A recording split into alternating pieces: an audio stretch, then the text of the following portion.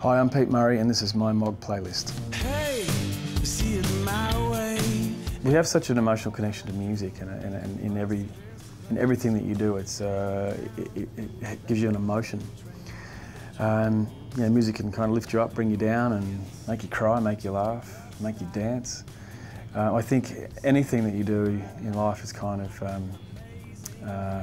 pretty special when you've got music in it. It's hard to kind of pick one thing, but I think travelling, whether you're driving in the car, whether you're sitting on a train, or you're flying in a plane, or you're just backpacking around the world, I think music is a thing that you can take everywhere, and it makes you remember those times, and it can take you back to a certain place when you've been listening to a track, and that's pretty great pleasure. And you claim you got... So Rodriguez, Crucify Your Mind, it's a beautiful track. A friend of mine got me onto this guy ages ago because he was playing a cover of this guy's song, Rodriguez, and I loved it, and so I kind of got into the album, and I've never heard of him before. Actually, I thought he was dead, like the documentary that's out now. I think a lot of people thought that he was dead, and a guy from the 50s or something. And I found out that he's still alive and kicking, and I've managed to meet the guy too now. He's an amazing person, really beautiful man.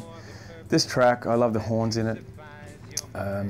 It's a really, it's just one of those songs that sort of has this kind of great groove and a great little emotional feel to it. I was in Canada backpacking around in the 90s, and I was at a friend's place, and they had a couple of records that I was going through at the time, and one of the records was Neil Young's Everybody Knows This Is Nowhere. When I was kind of getting into Neil Young at this stage, and I was early 20s. I think I sort of got into Neil Young when I was about 19 or 20, and so I had a couple of years to get a couple of his albums, but I'd never heard of this album before. And the first track on the album, I believe, or maybe it's the second track on the album, Everybody Knows This Is Nowhere, is it just got me. And I played it, and I just couldn't stop playing this track. It's really simple, but Neil Young has an amazing ability of writing a really simple song and just making it quite beautiful, and having a connection there with the songs that he does.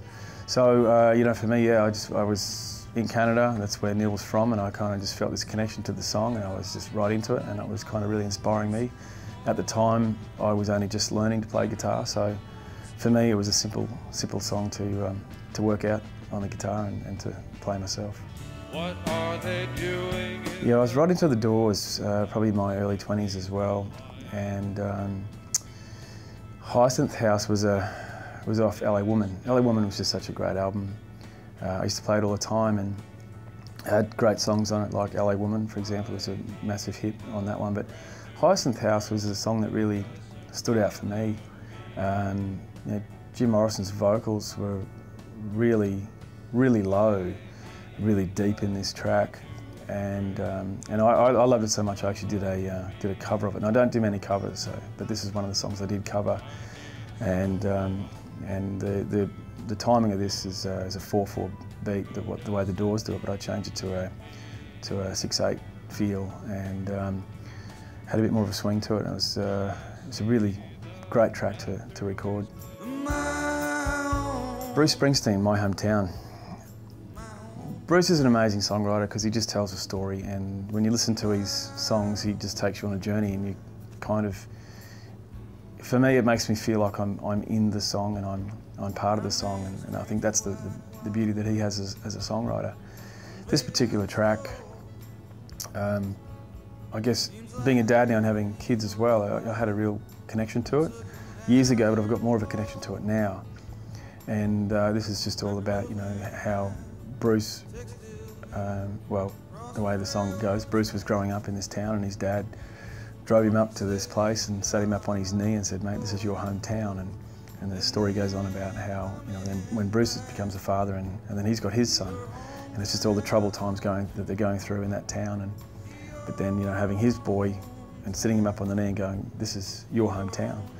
And it's really, it's amazing, just the concept of that.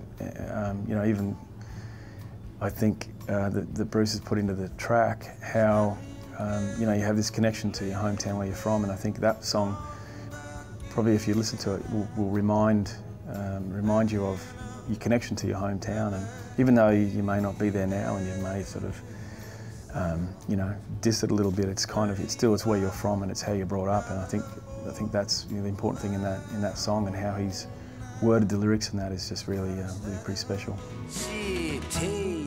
Bob Dylan, Just Like a Woman. I can't really fault this song. It's amazing. Richie Havens did a cover of this track, and did a really beautiful version of it too, but it's pretty hard to beat the original with the way that Bob does it. Lyrically, it's amazing, as you would expect a Dylan song to be. He's got some you know, great poetry. The lyricals, the content, I think, in the track's just great. I think the chorus for me is the killer, just how it's all about, you know, you fake just like a woman, you make love just like a woman, but you break just like a little girl. I mean, it's beautiful. What can you say? Grantley Buffalo, Lone Star Song. This is another track that I've covered as well, like the Doors track, the Hyacinth House. I was a big fan of this song, and wanted to do a version of this track. I think this came out in the early 90s, and you know, the way this guy sings is he's got a really beautiful voice, but it's kind of got this bit of a grungy, dirtiness behind it under the track, and these sweet lyrics and really sweet melodies are beautiful in the song. I've been a big fan of probably the older style singer-songwriters. I think, you know, I'm really into lyrics and melody, and you know, for me they're the kind of the two important things in a song. Bob Dylan is incredible at it. I know he gets a lot of people saying that his lyrics are great, but this guy's melodies are fantastic, and I think a little bit underrated with some of the melodies that he's done over the years. They're just such great sing-along tracks. May not have the best voice in the world, but they're just so suitable for what he does. Neil Young is the same, actually.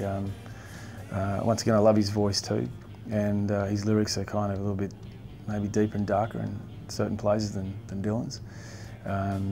But I kind of like that I guess I grew up with that, learning, you know, to play acoustic guitar, and that's the sort of music that I got into. So for me, you know, the Neil Young, Bob Dylan were kind of, I still really rate their writing as kind of the best.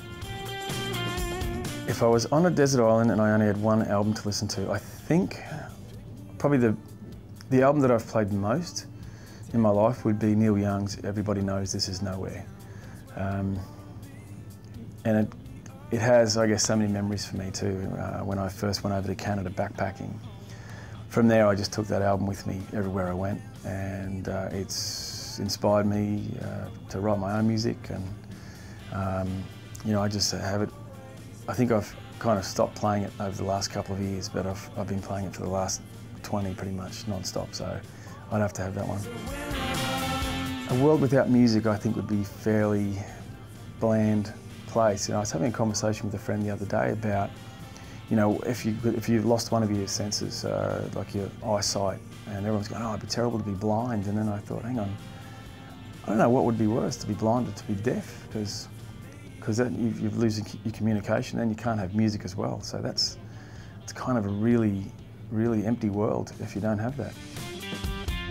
To check out my full playlist, head to mog.com and search for Pete Murray.